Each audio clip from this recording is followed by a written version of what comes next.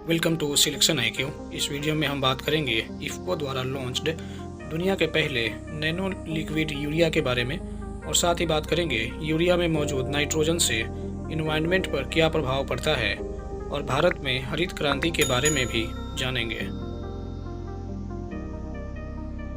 इफ़को ने लॉन्च किया दुनिया का पहला नैनो लिक्विड यूरिया। खाद की एक बोरी अब आधे लीटर की बोतल में उपलब्ध होगी। सहकारी company Indian farmers fertiliser cooperative limited IFFCO ने किसानों के लिए दुनिया का पहला नैनो यूरिया लिक्विड लॉन्च किया है। इसका उत्पादन जून से शुरू होगा और इसे दुनिया भर के किसानों को पेश किया जाएगा। इससे फसलों की पैदावार बढ़ेगी, जिससे किसानों की आमदनी बढ़ सकेगी।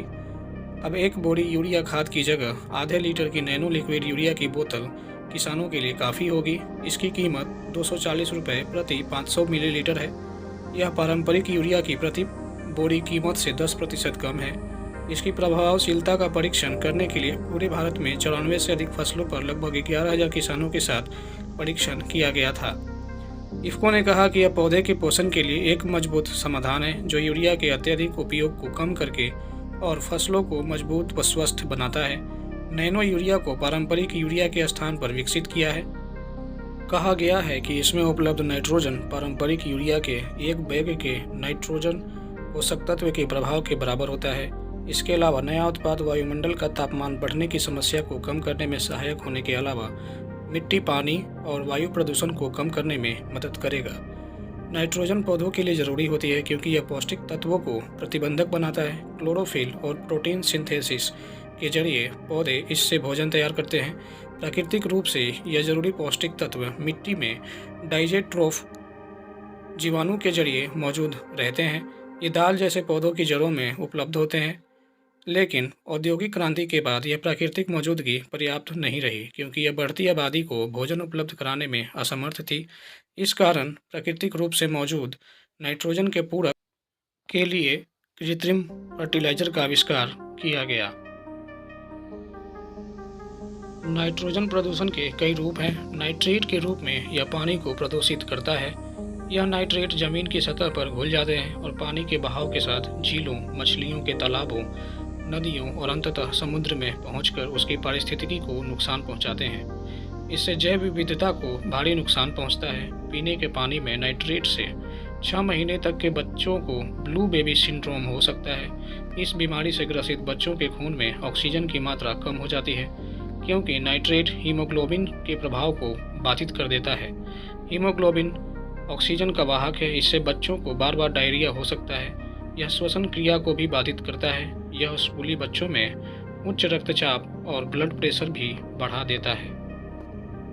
नाइट्रोजन का दुष्परिणाम केवल पानी और मिट्टी तक ही सीमित नहीं है।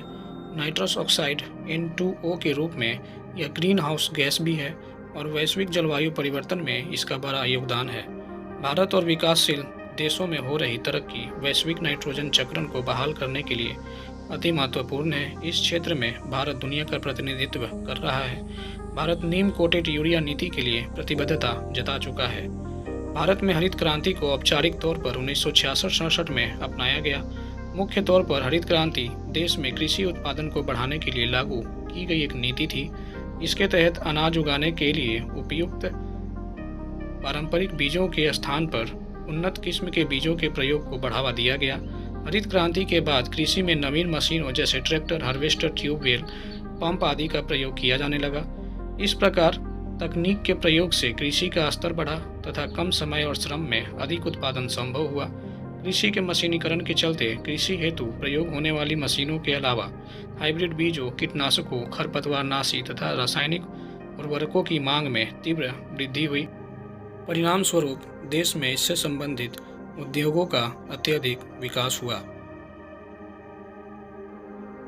प्रोफेसर नॉर्मन बोरलॉग ने गेहूं की हाइब्रिड प्रजाति का विकास किया था। पूरी दुनिया में हरित क्रांति का जनक नॉर्मन बोरलॉग को माना जाता है, जबकि भारत में हरित क्रांति का जनक MS स्वामीनाथन को माना जाता है।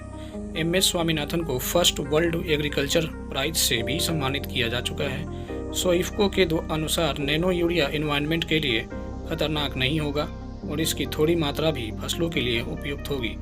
वीडियो अगर अच्छी लगी हो लाइक कीजिए, चैनल को सब्सक्राइब कीजिए। Support selection IQ। Thank you for watching the video.